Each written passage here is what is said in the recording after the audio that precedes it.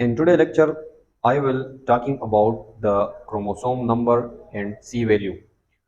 आज की वीडियो में मैं ये एक्सप्लेन करूंगा कि throughout the cell cycle हमारे साथ सेल में क्रोमोसोम नंबर जो है वो किस तरह चेंज होते हैं और सी वैल्यू जो है वो किस तरह चेंज होते हैं ताकि आपको सेल साइकिल जो है वो बेटर अंडरस्टैंड हो।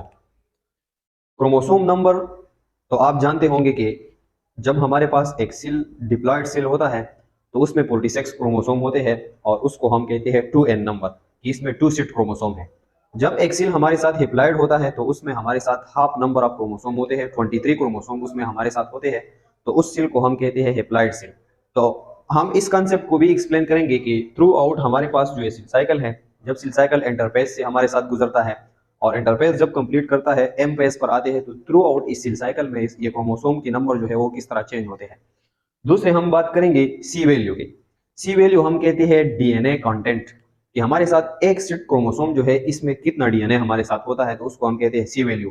तो हम ये भी एक्सप्लेन करेंगे कि एक सेल जब इंटरफेस से गुजरता है फिर एम पेज से गुजरता है तो इसमें जो डीएनए है तो उसका कंटेंट जो है वो किस तरह हमारे साथ चेंज होता है उसको भी हम एक्सप्लेन करेंगे।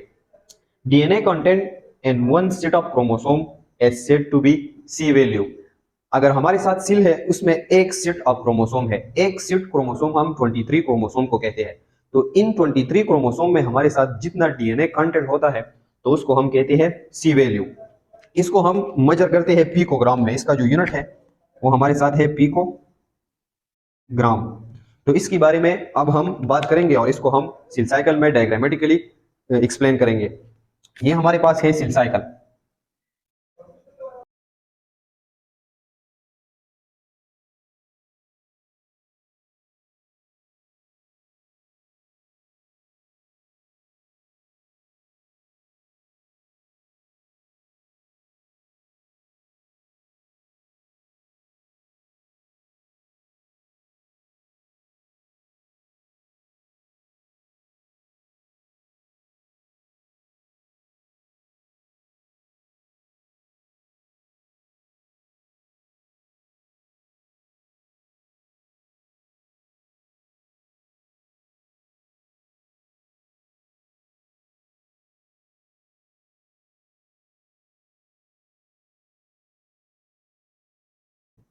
ये हमारे पास सेल साइकिल का डायग्रामेटिकली रिप्रेजेंटेशन है। तो ये हमारे साथ है G1 फेज। इंटरफेस में G1 फेज के बाद हमारे साथ होता है S फेज और S फेज के बाद हमारे साथ होता है G2 फेज। तो इस तरह इस पॉइंट से लेकर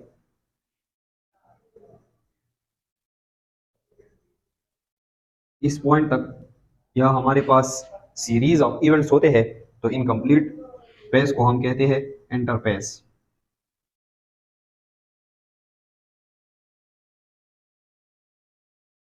जब सेल इंटरफेस को कवर करता है तो फिर ये एम पेज में एंटर होता है या डिवीजन पेज में एंटर होता है। तो डिवीजन पेज में सबसे पहले हमारे साथ होता है कार्योकाइनेसिस। इस सेल का न्यूक्लियस जो है वो डिवाइड होता है। तो सेल का जो न्यूक्लियस है वो हमारे साथ 4 स्टेजेस में डिवाइड होता है। एक हमारे साथ है प्रोपेज, इसके बाद हमारे साथ होता है मीटापेज, फिर हमारे साथ होता है एनापेज, फिर हमारे साथ होता है टीलोपेज। जब एक सेल में कार्योकाइनेसिस होती है तो कार्योकाइनेसिस के बाद इस सेल का साइटोप्लाज्म जो है वो डिवाइड होता है। तो इस पेज को हम कहते हैं साइटोकाइनेसिस। तो एक सेल हमारे साथ 2 में डिवाइड होता है। तो इसी तरह यहां से जो यहां तक हमारे साथ ये पेज है तो इस पेज को हम कहते हैं एम पेज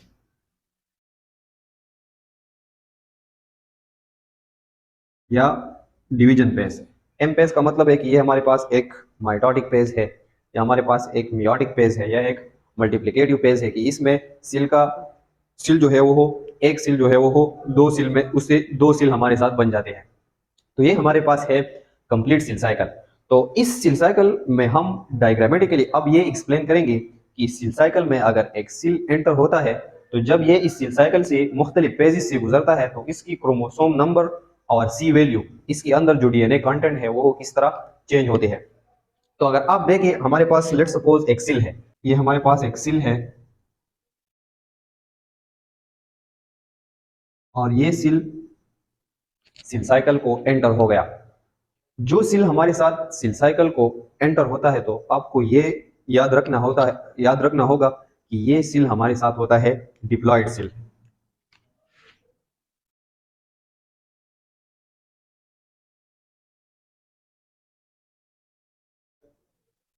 डिप्लॉयड सेल का मतलब यह है कि इस सेल में जो क्रोमोसोम नंबर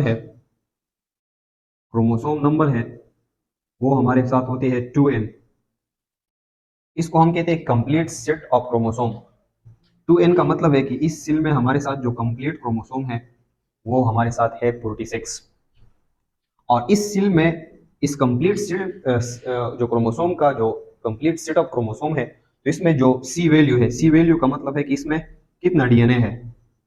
तो वो डीएनए हमारे साथ होता है 2c।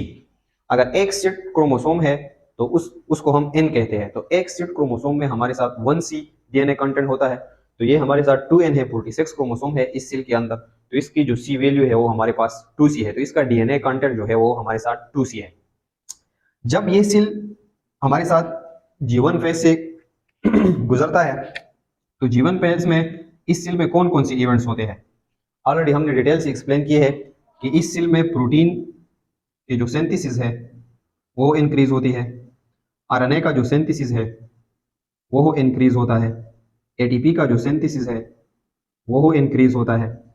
इसी तरह सेल ग्रोथ, सेल अपनी साइज में इंक्रीज होता है। ये जितनी भी इवेंट्स जीवन फेज में हमारे साथ होती है तो ये इसलिए होती है कि ये सेल अपने आप को एस फेज के लिए प्रिपेयर करे ताकि एस फेज में जो डीएनए है वो हमारे साथ रिप्लिकेट हो।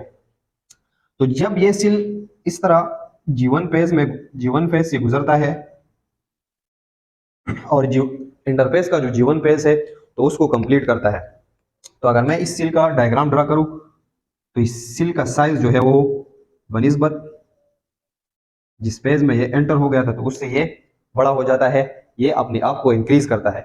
लेकिन सिर्फ इतना होता है कि इसमें प्रोटीन सिंथेसिस होती है, आरएनए सिंथेसिस होती है, एटीपी की सिंथेसिस होती है, सेल का साइज बढ़ता है। लेकिन क्रोमोसोम की नंबर में भी चेंजेस नहीं आती और डीएनए क्रोमोसोम में जितना भी डीएनए कंटेंट है उसमें भी चेंज नहीं आती।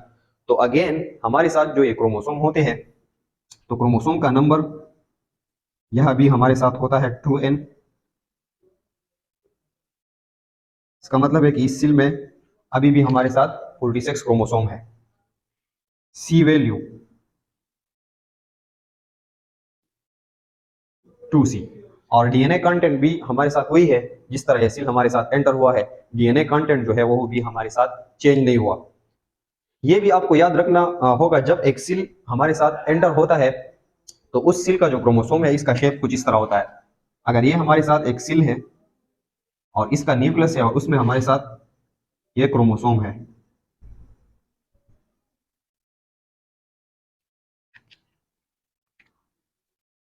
और इस क्रोमोसोम के अंदर ये हमारे साथ डीएनए कंटेंट है। ये मैंने एक क्रोमोसोम का स्ट्रक्चर ड्रा किया।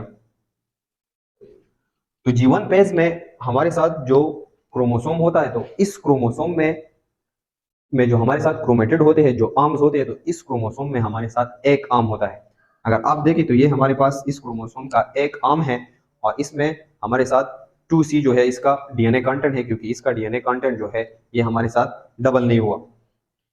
जब ये सेल हमारे साथ जीवन फेज को कवर करता है और ये हमारे साथ एंटर होता है एस फेज पर, तो एस फेज में कौन सा इवेंट होता है, इस सेल का जो डीएनए है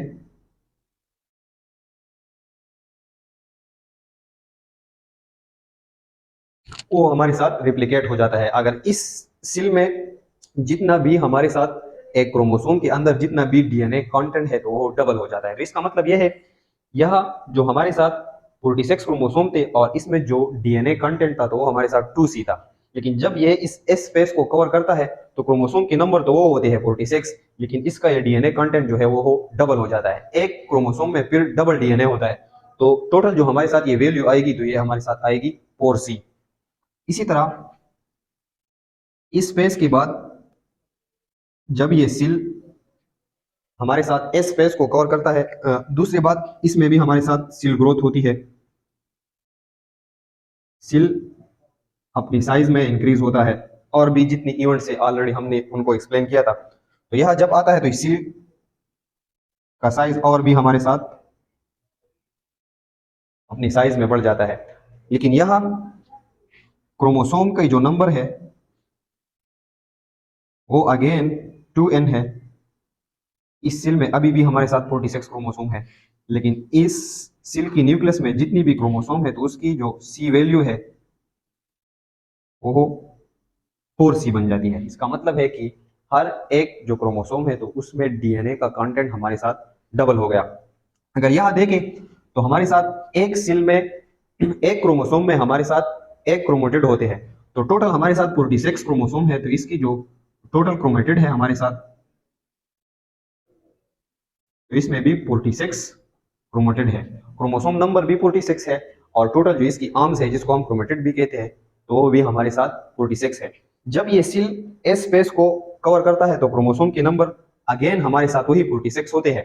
लेकिन इसमें अगर आप देखें ये क्रोमेटिड जब डीएनए कंटेंट हमारे साथ डबल हो जाता है तो ये क्रोमेटिड जो है ये भी हमारे साथ इस तरह स्प्लिट हो जाते हैं, और एक क्रोमोसोम के फिर दो आर्म्स होते हैं, तो एक क्रोमोसोम के फिर 2 क्रोमेटिड होते हैं। क्रोमोसोम तो हमारे साथ 46 है, लेकिन इसमें जो क्रोमेटिड है वो क्रोमेटिड हमारे साथ है 92। अगर मैं यहाँ क्रोमोसोम का स्ट्रक्चर ड्रा करूं, अगर ये हमारे साथ क्रोमोसोम है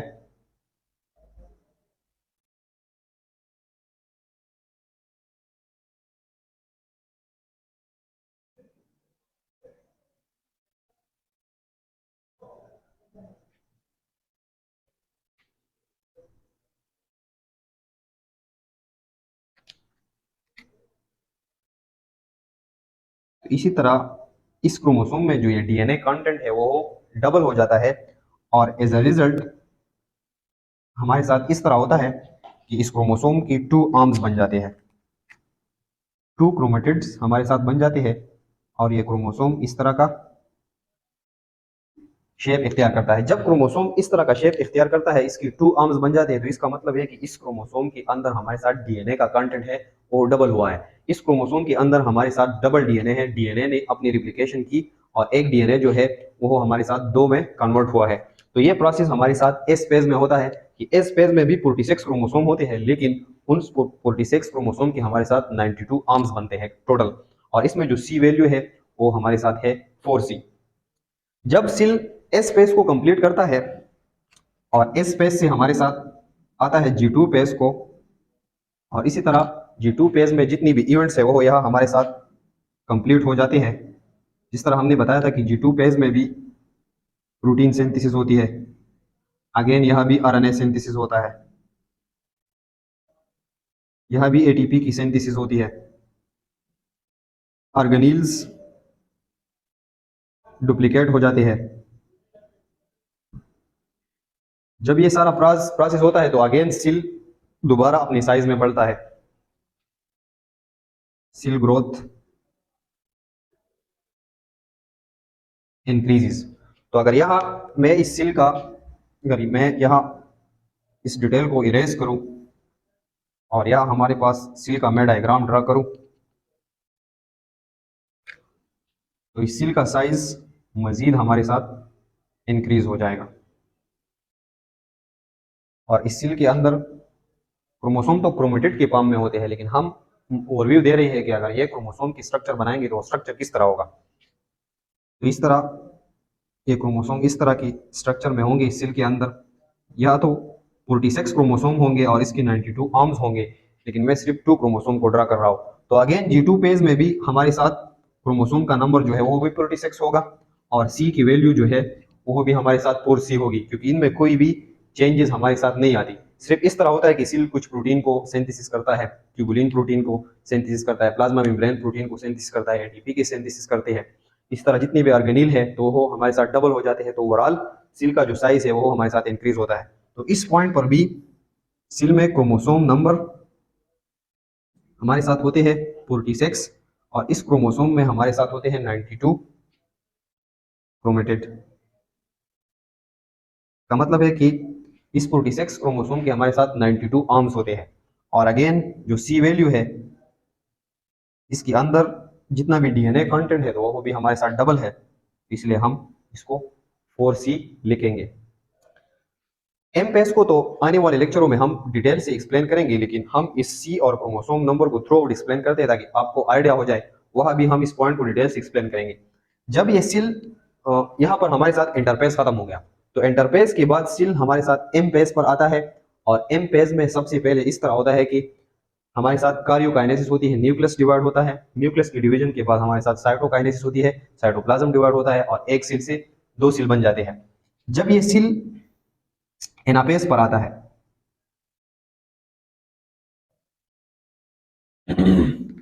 तो एनापेस पर हमारे साथ इस तरह होता है कि अगर ये हमारे पास सेल का न्यूक्लियस है, मैं रफली ये बड़ा सेल ड्रा करूं तो इस तरह होता है कि अगर इस पॉइंट पर हमारे साथ ये क्रोमोसोम है और इसकी 2 आर्म्स है, तो इस तरह होता है कि इस पॉइंट पर भी हमारे साथ स्पिंडल फाइबर अटैच हो जाता है और इस पॉइंट पर भी हमारे साथ स्पिंडल फाइबर अटैच होता है सेंट्रोमियर को। क्रोमोसोम की सेंटर पार्ट को हम सेंट्रोमियर कहते हैं। तो ये स्पिंडल फाइबर फिर इस तरह करते हैं कि इस सेंट्रोमियर की पॉइंट पर इस क्रोमोसोम को स्प्लिट करते हैं और एक क्रोमोसोम से हमारे साथ 2 क्रोमोसोम जो है वो बन जाते हैं। तो इसी तरह सेल में 46 क्रोमोसोम यहाँ आ जाते हैं और 46 क्रोमोसोम हमारे साथ यहाँ आ जाते हैं। डीएनए कंटेंट तो वही है, सी वैल्यू तो वही हमारे साथ 4C है, लेकिन इसमें इस पॉइंट पर हमारे साथ जो क्रोमोसोम है उसकी नंबर भी डबल हो जाती है। तो इस एनाफेज पॉइंट पर हमारे पास क्रोमोसोम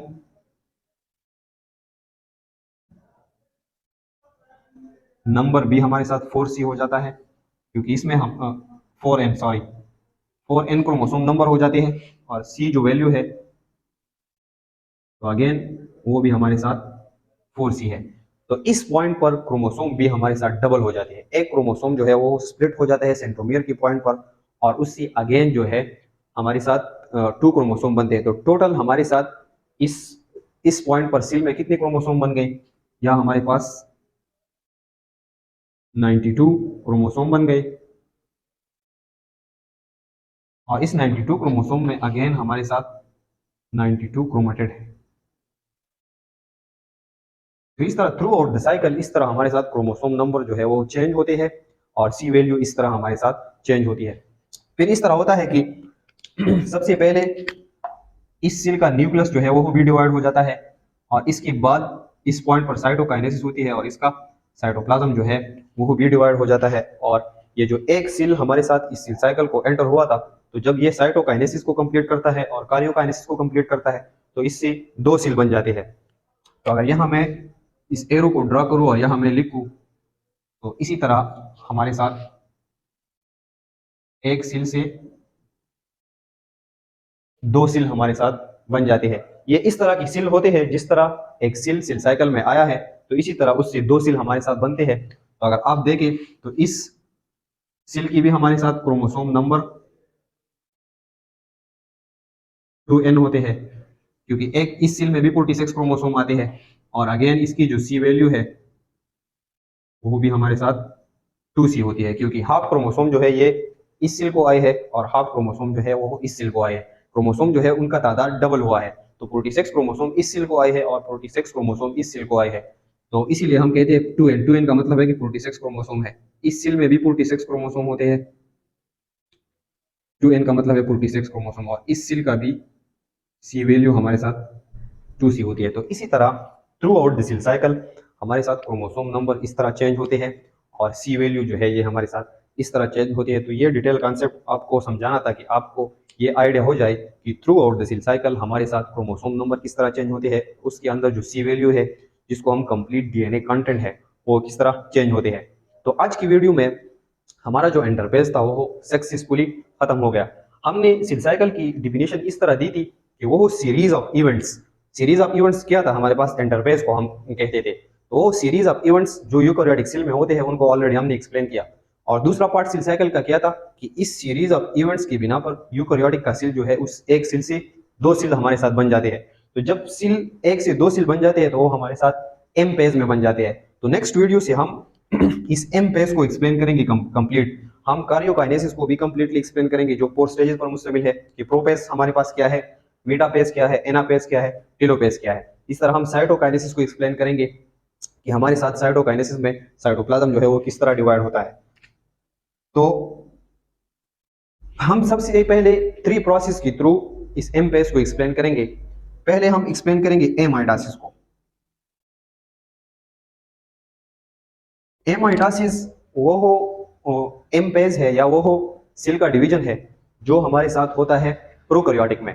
हम ये भी एक्सप्लेन करेंगे कि प्रोकैरियोटिक का सेल हमारे साथ किस तरह डिवाइड होता है। प्रोकैरियोटिक का सेल हमारे साथ है बैक्टीरिया और अर्किया, तो उसका सेल हमारे साथ किस तरह डिवाइड होता है। इसी तरह इसके बाद हम एक्सप्लेन करेंगे माइटासिस को। माइटासिस और दूसरा फिर इसके बाद हम एक्सप्लेन करेंगे मियासिस को। माइटासिस और मियासिस जो है ये दोनों हमारे साथ होते हैं यूकेरियोटिक की सेल में। यूकेरियोटिक सेल कौन सी लिविंग ऑर्गेनिज्म का सेल है, वो हमारे साथ ह्यूमन का भी सेल है। यूकेरियोटिक सेल जो है वो एनिमल का सेल भी है, प्लांट का सेल भी है। इसी तरह यूकेरियोटिक सेल जो है ये फंजाई का सेल भी है। तो इस प्रोटेस्ट में भी कुछ इस तरह की लिविंग ऑर्गेनिज्म है जो हमारे साथ यूकेरियोटिक है। तो उन सारों में हमारे साथ माइटासिस और मियासिस होते हैं। माइटासिस वो सेल डिवीजन है जो सोमेटिक सेल में होता है। सोमेटिक सेल का मतलब यह है कि ये हमारी बॉडी की जो सेल्स है उनमें होता है। और मियासिस वो सेल डिवीजन है जो हमारे साथ होता है जर्म सेल में, स्पर्म सेल्स में, या हमारे साथ एग सेल में। जितनी भी रिप्रोडक्टिव सेल्स है जो आगे फर्टिलाइजेशन को परफॉर्म करती है, बच्चे लाने में हेल्प करती है, तो उन सेल में हमारे साथ मियासिस होता है। तो इन 3 डिवीजन के थ्रू हम इस एम पेज को एक्सप्लेन करेंगे। So in the next video I will talking about amitosis, और इसके बाद हम माइटासिस को एक्सप्लेन करेंगे, मियासिस को एक्सप्लेन करेंगे, और इनमें हम ये एक्सप्लेन करेंगे कि हमारे साथ ये एम पेज जो है ये प्रोपेज, मेटापेज, एनापेज, टेलोपेज, और लास्ट में जो साइटोकाइनेसिस है तो वो माइटासिस में किस तरह होता है और मियासिस में किस तरह होता है। So in the next video I will talking about amitosis, so you can take a screenshot.